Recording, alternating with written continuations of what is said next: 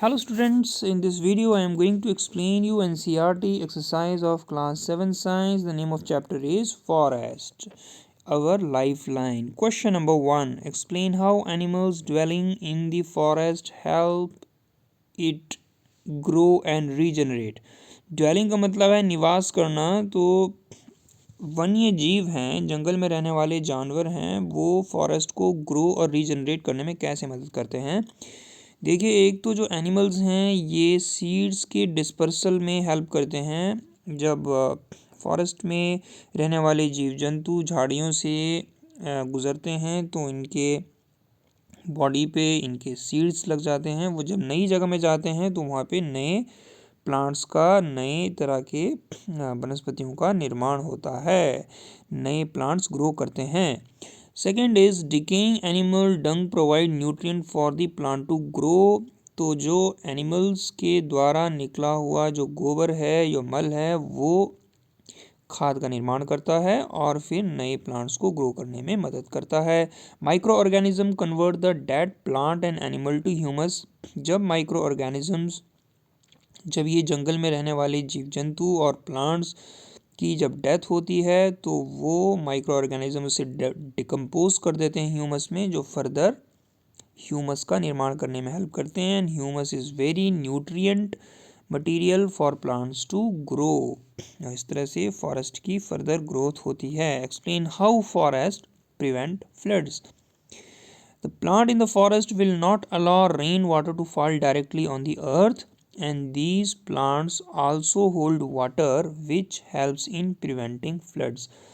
तो ये जो जंगल होते हैं, इनके जो पेड़ होते हैं, इनकी जड़ें बहुत गहरी और मजबूत होती हैं। ये मिट्टी को पकड़े रखती हैं और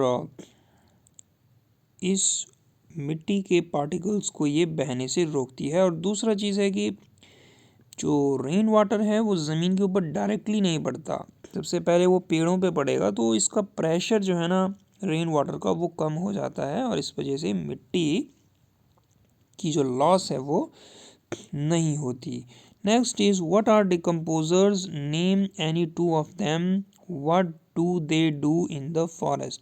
तो डिकम्पोजर्स वो माइक्रो ऑर्गेनिजम्स होते हैं जो डेड प्लांट और एनिमल्स को ह्यूमस में कन्वर्ट करते हैं, और इसमें आते हैं बैक्टीरियाज और फंजाई, और ये न्यूट्रिएंट्स को रिसाइकल करने में हेल्प करते हैं। कैसे करते हैं न्यूट्रिएंट्स को रिसाइकल? प्लांट्स और एनिमल्स को डिकम्पोज करके। Question number 4. Explain the role of forest in maintaining the balance between oxygen and carbon dioxide in the atmosphere. Plants in the forest consume carbon dioxide and release oxygen by photosynthesis. तो जो भी हमारे forest plant होते हैं वो carbon dioxide को consume करते हैं और ऑक्सीजन को रिलीज करते हैं। इस तरीके से ऑक्सीजन और कार्बन डाइऑक्साइड का बैलेंस एटमॉस्फेयर पे में बना रहता है, और ये सारा प्रोसेस होता है फोटोसिंथेसिस के माध्यम से। Question number 5. Explain why there is no waste in the forest. जंगलों में वेस्ट क्यों नहीं होता? सिटीज़ में इतना ज़्यादा वेस्ट होता है लेकिन जंगल हमेशा क्लीन होते हैं। There is no waste in the forest because waste created is biodegradable. जो भी वेस्ट क्रिएट होता है वो बायोडिग्रेडेबल होता है, वो आराम से माइक्रो ऑर्गेनिजम्स के द्वारा ह्यूमस में कन्वर्ट कर दिया जाता है और कुछ भी जो वेस्ट है वो नहीं बचता, वो रिसाइकल होता रहता है हमारे ही इकोसिस्टम में। Question number 6. List 5 products that we get from the forest. हमें मिलती हैं मेडिसिन्स, अलग तरह के मसाले, स्पाइसेस, वुड, पेपर, गम, लकड़ियाँ मिलती हैं फर्नीचर के लिए, घर बनाने के लिए, और पशुओं के लिए चारा भी मिलता है। Question number 7. Fill in the blanks. Insect forests, honey bee, birds help in flowering plants, in pollination. तो ये जितने भी इंसेक्ट्स बताए गए हैं, बटरफ्लाई, हनी बी, बर्ड्स, तो ये फ्लावरिंग प्लांट्स की पॉलिनेशन में हेल्प करते हैं, इनके बॉडी से जब ये पोलन ग्रेन्स स्टक हो जाते हैं और वो नए फ्लावर पे जाते हैं तो पॉलिनेशन प्रोसेस होती है। A forest is a purifier of air and water. Air होता है आपकी फोटोसिंथेसिस से रिसाइकल और वाटर होता है आपका ट्रांसपीरेशन प्रोसेस के द्वारा purify. Next is herbs form the dash layer of the forest. तो ये lowest layer of the forest इसका आंसर होगा, क्योंकि हर्ब्स का साइज़ जो है ना, इनकी हाइट कम होती है सबसे, और उससे ज़्यादा हाइट होती है शर्ब्स की और सबसे ज़्यादा हाइट होती है ट्रीज़ की। तो हर्ब्स की हाइट होने की वजह से ये lowest layer of the forest का निर्माण करते हैं। Decaying leaves and animal dropping in forest enrich the soil. जो भी प्लांट्स हैं आपके, इनके जो डिकेइंग लीव्स होते हैं, और एनिमल ड्रॉपिंग का मतलब है जो एनिमल जो अपना गोबर या वेस्ट रिलीज़ करते हैं, वो जंगल की ज़मीन को इनरिच करते हैं, क्योंकि वो ह्यूमस में कन्वर्ट हो जाते हैं और इस तरीके से अच्छे फर्टाइल सॉइल का निर्माण करते हैं। Question number 8, why should we worry about the conditions and the issue related to forest far from us. हमें जंगल से जुड़े हुए जो भी इश्यूज़ हैं उसके प्रति हमें सचेत या उसके प्रति हमें चिंता क्यों करनी चाहिए। तो ऐसा है कि decrease in the forest result in increase in carbon dioxide content in the atmosphere. अगर जंगल नहीं कम होंगे, जंगलों का कटान होगा, तो कार्बन डाइऑक्साइड की मात्रा एटमॉस्फेयर में बढ़ने लगेगी। इसकी वजह से ग्लोबल वार्मिंग हो सकती है। दूसरा है depletion of forest results in soil erosion. जब जंगल कटते हैं तो मिट्टी का भी कटान होता है, क्योंकि बारिश मिट्टी को बहा के ले जाती है मिट्टी लूज होने के कारण। Question next point is decrease in the forest adversely affect the life of animals living in the forest.